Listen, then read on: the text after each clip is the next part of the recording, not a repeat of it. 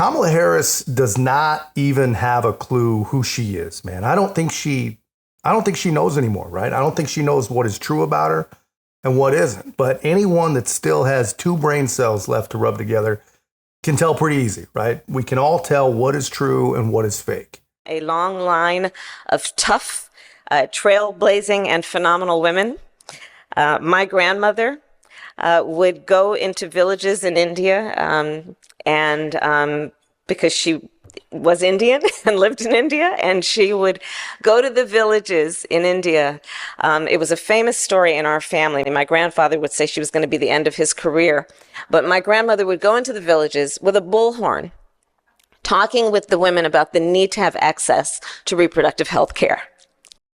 It's actually pretty remarkable stuff when you think about it, man. Can you imagine Joe Biden and Kamala Harris sitting together in some room in the White House just sharing war stories? I mean, I would actually pay to see some hidden camera video of that. I mean, the lies that they would tell each other have got to be pretty incredible, right? I mean, they have a lot in common. I can see why they gravitated towards each other, but both of them, a lot of their lying has to do with not even knowing who they are. I mean, they have to make everything somehow about them. They have to feel part of the story. I mean, Joe Biden talking in Maui after the major fire there, talking about how the raging fire that almost took everything from him turned out it was a minor kitchen fire. Or Joe Biden again telling Gold Star families that he also lost a child in combat. And then you have Kamala Harris like pandering and lying about Kwanzaa being a deeply rooted, important family tradition, when come to find out she was literally born at the same time that Kwanzaa was invented. It was always a special time. We came together with generations of friends and family and neighbors. There were never enough chairs, so my sister and I and the other children would often sit on the floor, and together we lit the candles of the Kinara.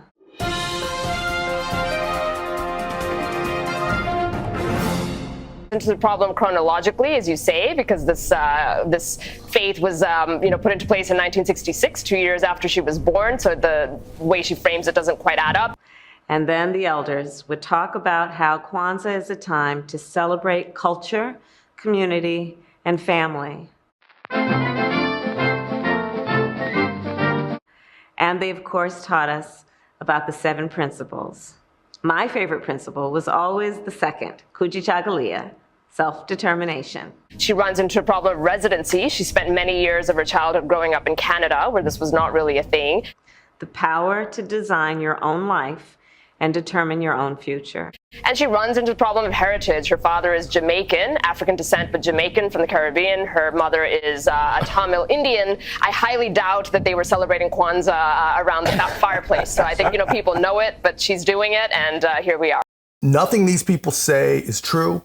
Nothing about them is authentic. And these people are the chosen ones, right? You can't make this stuff up, but this is the world that we live in now. The fake people are authentic heroes of the working class.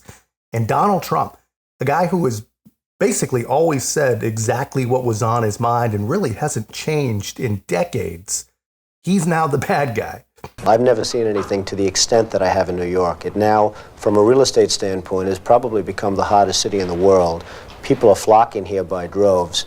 And I guess a lot of things had to do with it. Mostly, I feel it was the psychology of making New York a winner as opposed to a loser. Probably it's the greatest thing that the city ever did, and I think the city is the first to acknowledge it.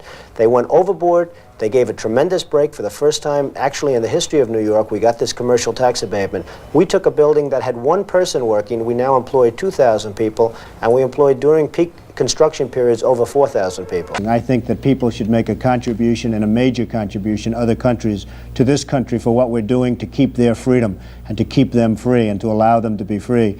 And would you rather have that, or would you rather see this country to go totally bust in another couple of years, because this country cannot afford to defend Japan and every other country in the world? It just cannot afford it. It wouldn't be a tax. It would be more a payment in kind, like for landing space at airports, right? It would be, you could call it anything you want. Yeah. To be perfectly honest, I don't care what it's called, but I think that Japan and all of these other countries should certainly pay. They can well afford to pay. For whatever reason, you have a closed mind. I don't know why. Perhaps you could tell me. No, Mr. Trump, I have a closed mind against evidence that is not substantiated. Oh, well. I have a closed mind against statements that are made about other people in generality. You're going to be very embarrassed in 2 years, sir. You go on a radio show and you say, now some drunken Indians want to come down here and open a reservation. I didn't say that, sir. Quote it. I didn't say that. Who said that? Who said that? I'd like an apology right now because I didn't say that. Imus opened the broadcast, so, excuse me, Mr. Imus said that. Okay. Could I please have an apology? You can have an apology. Thank you, sir. As you know, and the people in this room know better than anyone, putting money and investing money in Cuba right now doesn't go to the people of Cuba. It goes into the pockets of Fidel Castro.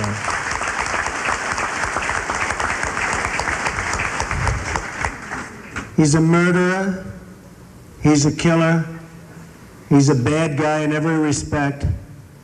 And frankly, the embargo against Cuba must stand, if for no other reason than if it does stand, he will come down. He will tumble down, and it'll finally happen. It's a tough situation, but you can't give up hope because there's always hope. I mean, the 5 men, I'm sure their families thought that they probably were gone, and now they walk in the door. A couple of them walked away after they were dug out. So there probably are some more people in there, and therefore you can't give up hope. You've had an impact on the skyline of New York. What is it like as you see it now? It's like a whole different skyline. It's like a whole different city and world. I cannot believe the sight of Lower Manhattan without the World Trade Center, and therefore we have to rebuild, not necessarily in that form, but we have to rebuild at least as good and maybe better. Our country is in serious, serious trouble.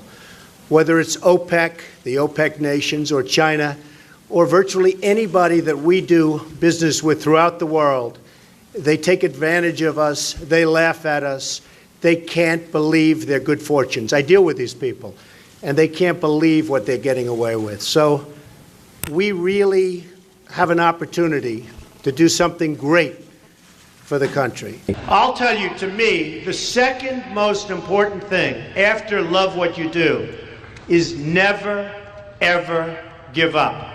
Don't give up. Don't allow it to happen. If there's a concrete wall in front of you, go through it, go over it, go around it, but get to the other side of that wall. Don't give up, the guy was saying in 2004. And that's exactly what he's been doing ever since, man. Just not giving up. And here's the thing. When you really dig into who these people are, what they really believe, what they actually stand for, if you're at all objective about it, there's no possible way that you come away thinking that Kamala Harris is good or authentic and that Donald Trump is bad. You know, with the information that is actually available to you, it's just not possible. So you have to ask yourself, man, like, what do these powerful forces stand to gain by destroying him and helping her? And who are they? You know, what do they gain and who are they? I mean, it's not you. It's not you who gains. I promise you that. It's definitely not you. But that's all I've got, guys. I thought you'd get a kick out of that. Let me know your thoughts in the comments. If you haven't already, be a part of our growth. Make sure to like, comment, subscribe. Most importantly, share the channel. I'll see you in the next one.